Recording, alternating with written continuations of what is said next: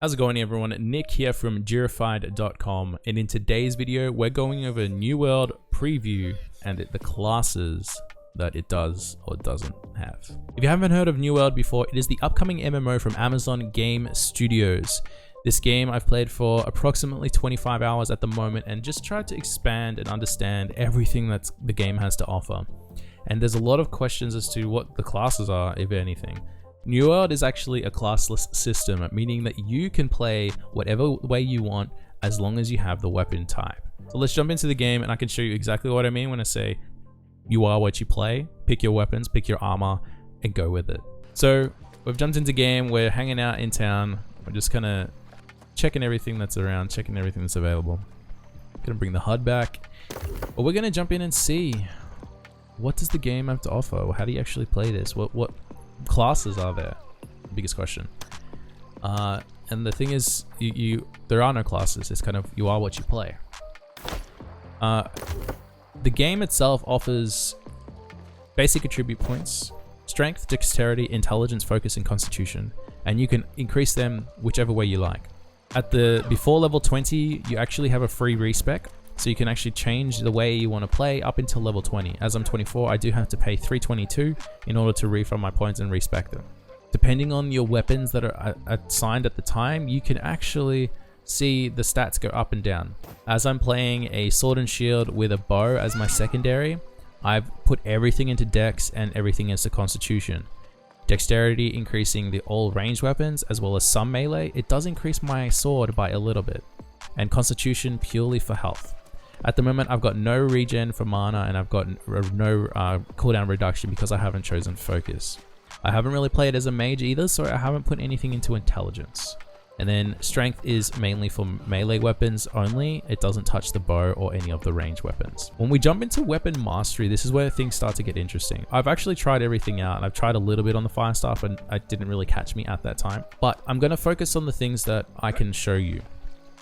So I've played from the start with a straight sword, which most people will start off with.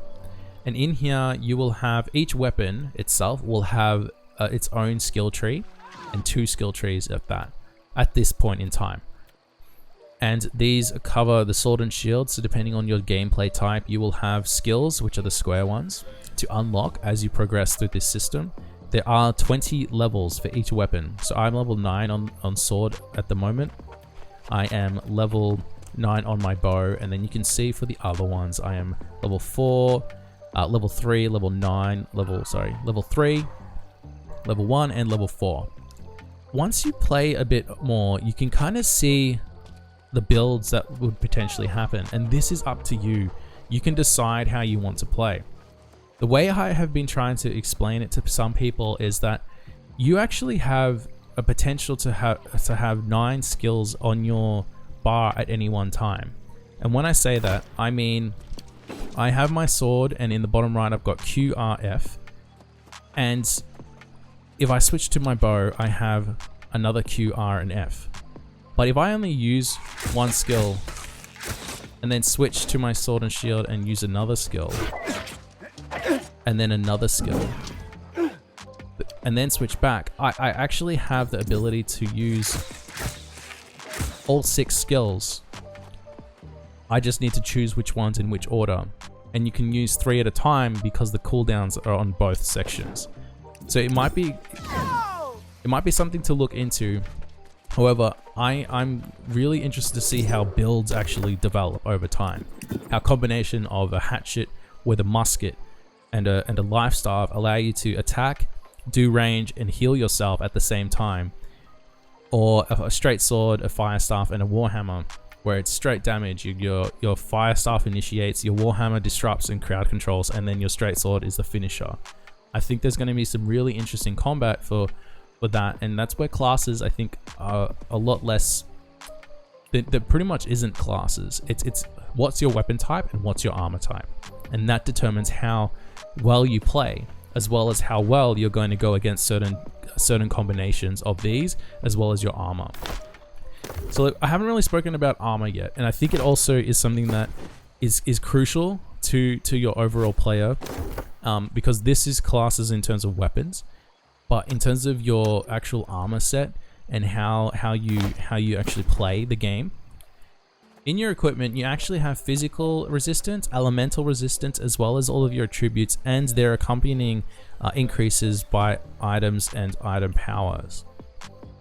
Each of these will showcase their armor rating as well as a gear score and any bonuses. So the higher you level up, the higher tier items you have, the more gem slots you'll unlock, the more bonuses you'll unlock, and increase your gear score as well as your physical and elemental resistance.